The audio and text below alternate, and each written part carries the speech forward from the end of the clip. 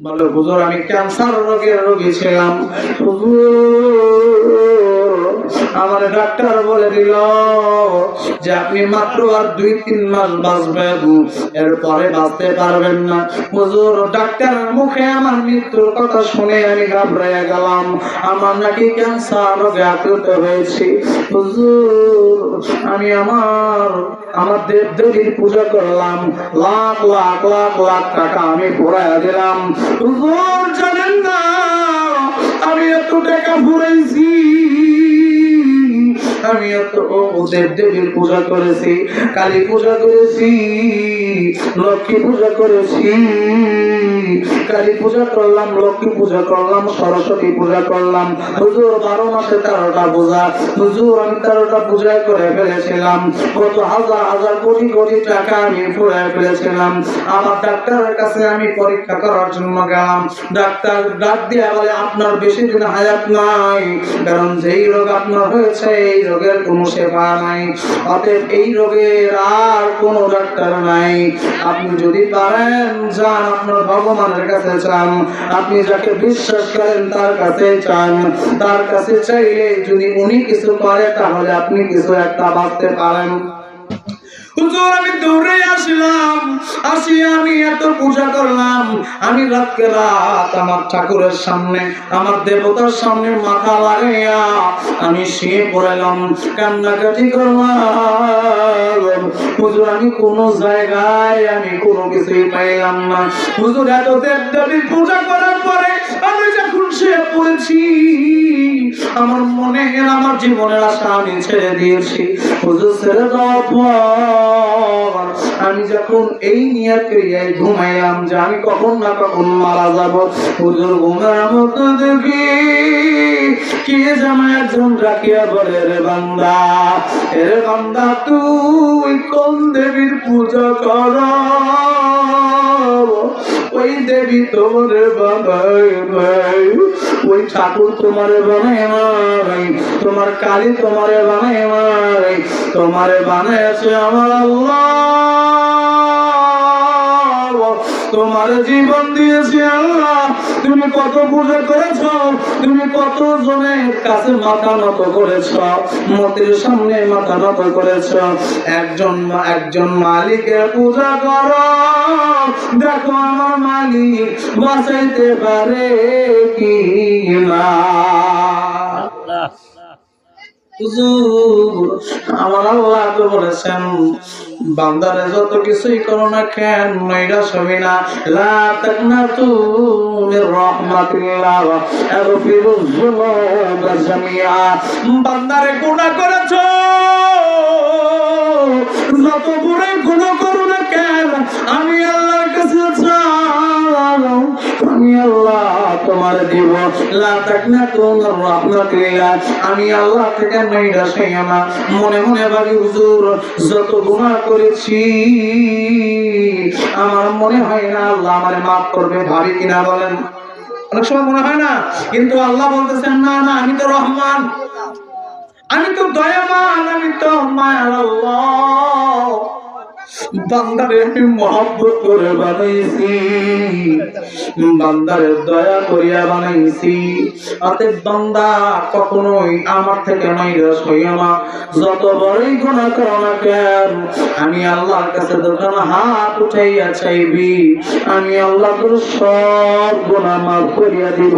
এ বান্দা তুমি কি দেখো নাই কত বড় বড় জালেমরে আমি আল্লাহ মাফ করেছি, কত বড় বড় বেঈমানরে আল্লাহ আমি মাফ করিয়াছি, কত বড় বড় বড় বড় আমি আবু জাহেলের মতো কত সন্ত্রাসকে মাফ করে দিয়েছি, আর বাশারের মতো কত বড় নিকৃষ্ট মানুষকে আমি আল্লাহ মাফ করিয়া আল্লাহর ওলির খাতায় নাম উঠেছি। ওমর ফারুক রাদিয়াল্লাহু তাআলা আনহুর মতো মানুষ যিনি মক্কার জমিনে সবচেয়ে বেশি খারাপ মানুষ ছিল ওমর, এমন কোন কাজ ওমর করেন নাই। ওই ওমরকেও আমার আল্লাহ হেদায়েত দিয়া আমার আল্লাহ ওমরকেও খাঁটি আল্লাহর ওয়ালা বানায় দিয়েছে। হুজুর আমি যখন স্বপ্নটা দেখলাম, দেখার পর আমার মন্দিরের পাশে একটা মসজিদ আছে, মুসলমানদের মসজিদ। আমি মসজিদে যাইয়া লুকে লুকে চাদর মুড়ি দিয়া ইমাম সাহেবের কাছে যায়, বললাম হুজুর আমারে বাঁচান, আমারে বাঁচান, আমারে বাঁচান। বলে কি হয়েছে ঠাকুর মশাই, আপনি আমি আপনারে বাঁচাবো কেন? বলে হুজুর আমার রোগ ধরা পড়েছে, আমি ক্যান্সার রোগীর ভক্তি, কখন যেন দুনিয়া থেকে চলে যায় আমি জানি না। কত ঠাকুরের সেবা করেছি, কত পূজা আমি করেছি, কোনো ফায়দা পাই নাই। আজ আমার জীবনের মায়া ছেড়ে দিয়ে আমি যখন ঘুমাইতে যাব, ঘুমাইছি কে যেন স্বপ্নের মধ্যে আমারে ডাকিয়া বলতেছেন, ঠাকুর আর দেবদেবীর পূজা করিস না, আর ওই ভ্রান্ত পথে থাকিস না, আমার আল্লাহর পূজা কর, আমার আল্লাহর কাছে চাইতে দেরি হবে, মাফ করতে দেরি করবে না।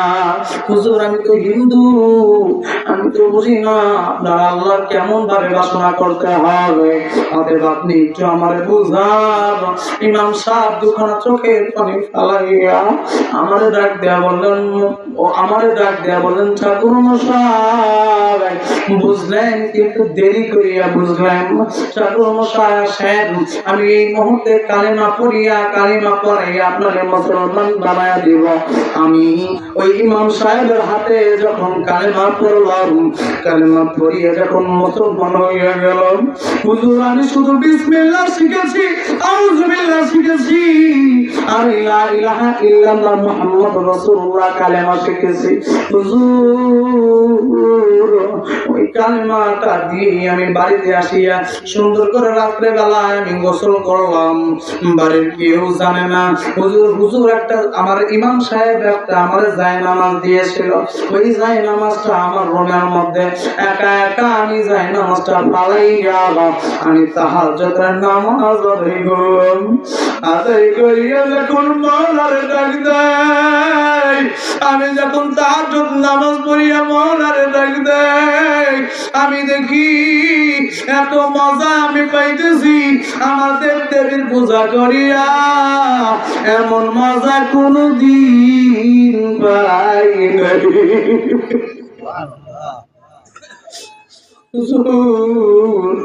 আমি যখন নামাজে দাঁড়াইলাম, নামাজ শেষ করার পর যখন হাত উঠাইলাম, আমি তো জানি না কি বলতে হয়, আমি হিন্দু ধর্মের মানুষ, আমি শুধু জানি ওদের রবের নাম আল্লাহ, এখন আমার রবই আল্লাহ। আমি হাত দুখানে উঠাইয়া আমি আল্লাহরে ডাক কইলাম, আল্লাহ কত ধর্ম অবলম্বী করেছি, আমি কত পূজা করেছি, আমার কোন ঠাকুর আমার সেবা দিতে পারেন নাই। আজ আমি আপনার দরবারে হাত উঠাইছি, আপনার দরবার থেকে যদি ফিরাইয়া দেন, কোন দরবার যাইব, কোন জায়গায় যাইয়া চাইব। আমি আমার মালিকের দরবারে হাত উঠাইয়া কান্না করিতেছি, আমার চোখের পানি দিয়ে আমার পুরো শরীর ভিজে যাচ্ছে, আমার কতই যে ভালো লাগতেছে, কতই ভালো লাগতেছে। হুজুর আল্লাহ কত মায়ার আল্লাহ আমি বুঝে গিয়েছি, কত মায়ার আল্লাহ আমি বুঝে গিয়েছি।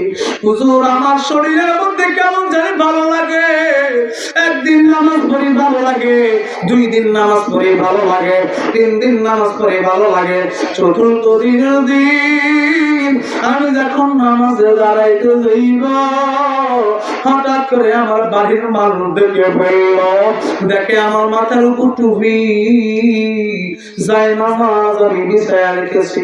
আমার বাড়ির মানুষগুলো দরজা ভাঙিয়া আমার বলে, তুমি ইসলাম ধর্ম গ্রহণ করেছ? আমি সত্যি কথা বলে দিলাম, হ্যাঁ আমি এক আল্লাহরে ভালোবাসি। এইটা বলতে দেরি আমার বাবা আমার মুখের উপর দাঁড়ায় লাঠি মেরে দিল। আমার চাচারা আমার দাঁড়াইয়া লাঠি দেওয়া শুরু করলো। কিন্তু আল্লাহর মায়ার যে মজা পেয়েছি, আমি এক কথাই বললাম, আমার যদি মারতে মারতে মেরেও ফেল, আমি আমার আল্লাহর মায়া ছাড়বো না। আমার দয়ার মাবুদ রে, আমার দয়ার মাশুক রে, কোথায় গেলে পাইব তোমার ঠিকানা? হুজুর আমার মারতে মারতে আমার হাত পাও বেহুশ হইয়া গেল। কোনো মতে বাড়ি থেকে বের হইয়া দৌড়াইয়া আমি পালাইলাম। পালাইয়া আমি জঙ্গলের মধ্যে যাইয়া যত আমি আল্লাহ জিকির করি ততই ভালো লাগে, মায়া লাগে। হুজুর কিছুদিন পর ডাক্তারের কাছে গেলাম। ডাক্তার পরীক্ষা করা বলে আপনার শরীরে আর কোনো রোগের চিহ্ন নাই।